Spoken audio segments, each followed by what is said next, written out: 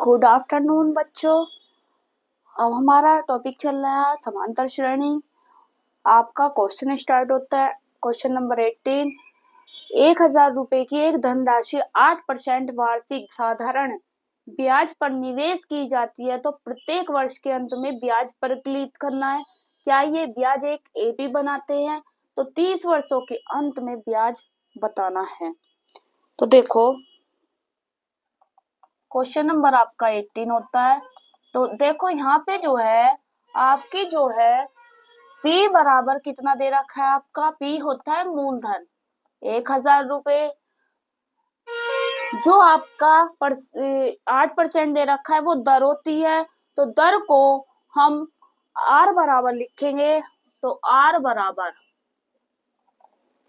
8%, जो प्रत्येक वर्ष के अंत में, यानी कि पहले T का जो टाइम लेंगे वो हम 1 वर्ष लेंगे।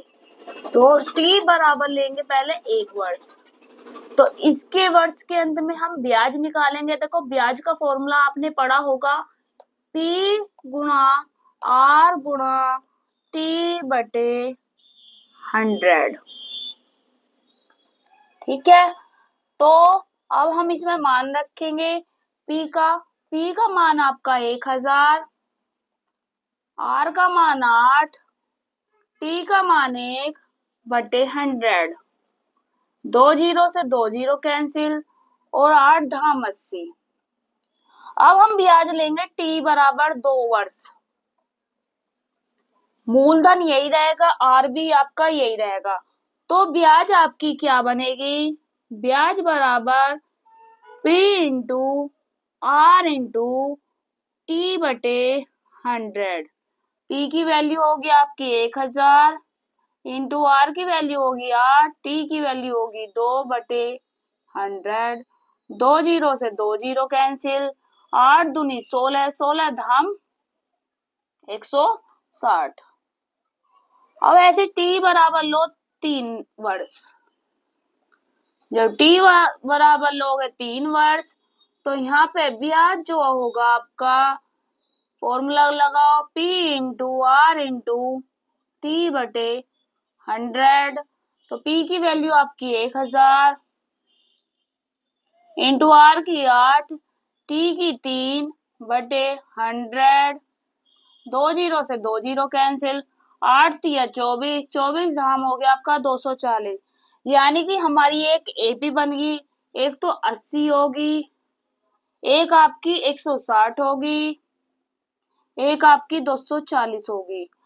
तो ये एक एपी बना दी। तो एपी जो है, ए बराबर आपका 80 हो गया, डी बराबर आपका हो गया 160 माइनस 80, तो 80 बचा। इसके बाद जो क्वेश्चन आपका होगा,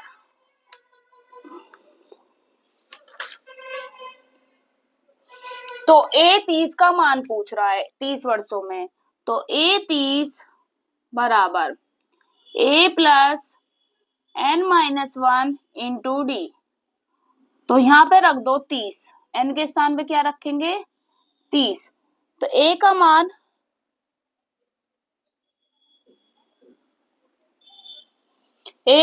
रखो। ए का मान आपका हो गया 80 प्लस 30 में से 1 गया 29। डी की वैल्यू रखो यहाँ से 80। तो 80 प्लस हो जाएगा आपका 29 गुणा 80, 2320। तो ये 2320 हो जाएगा आपका, टोटल हो जाएगा 2400 रुपए। यानी कि जो ए 30 की वैल्यू आई आपकी 2400 आई।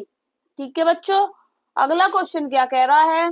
किसी एपी का प्रथम पद 5, अंतिम पद 45 और सभी पदों का योगफल 400 है, तो पदों की संख्या तथा सर्वांतर इसमें ज्ञात करना है। तो अब हम 19 क्वेश्चन बताएंगे आपको।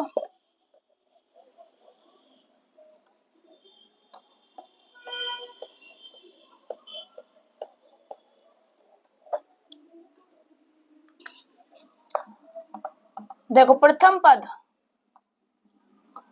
पद को हम ए से डिनोट करते हैं, वो कितना दे रखा है? 5।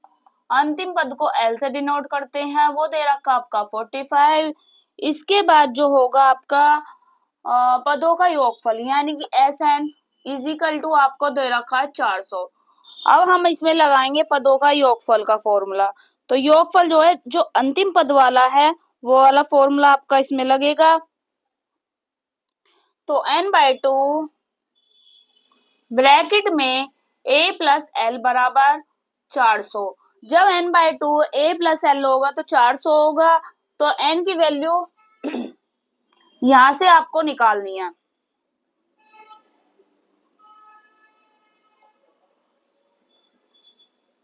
a की वैल्यू रखो 5 प्लस l की वैल्यू रखो 45 बराबर 400। तो n/2 45 प्लस 5 हो गया आपका 50 बराबर 400। 2 से काट दो, 2 दूनी 4, 2 पंजे 10, और n बराबर हो गया 400/25। अब इस 25 से जो आपका जो ये जाएगा, तो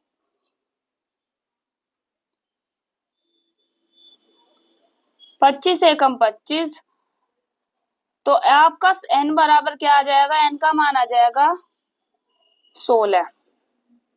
ठीक है। इसके बाद जब पूछा है कि पदों की संख्या, तो आपकी निकल गया आगे 16। आप सार्वंतर पूछ रहा है, तो सार्वंतर में आप लगाओगे formula L is equal to A plus n-1 into d. यहाँ से L अंतिम पद जो आपका दे रखा है 45 दे रखा है, बराबर A की वैल्यू यहाँ से रखो 5 प्लस n की वैल्यू आपके 16 माइनस 1 इंटू डी निकालना है। तो 45, इस 5 को इधर ले आओ तो माइनस का बन जाएगा। 16 में से 1 गया 15D, तो 45 माइनस 5 40 बराबर 15D, और D बराबर आपका आ जाएगा 40/, तो 5 अट्ठे 40, 5 तिया 15, तो D की वैल्यू आ गई आपकी 8/3। तो आपका सार्वंतर जो आ गया वो 8/3 आ गई, और जो पदों की संख्या है वो 16 आ गई। Thank you all of you. अगर किसी भी प्रकार की आपको परेशानी हो रही है, किसी भी प्रकार की कोई भी दिक्कत आ रही है, समस्या आ रही है, तो आप कमेंट में पूछ सकते हैं। Thank you.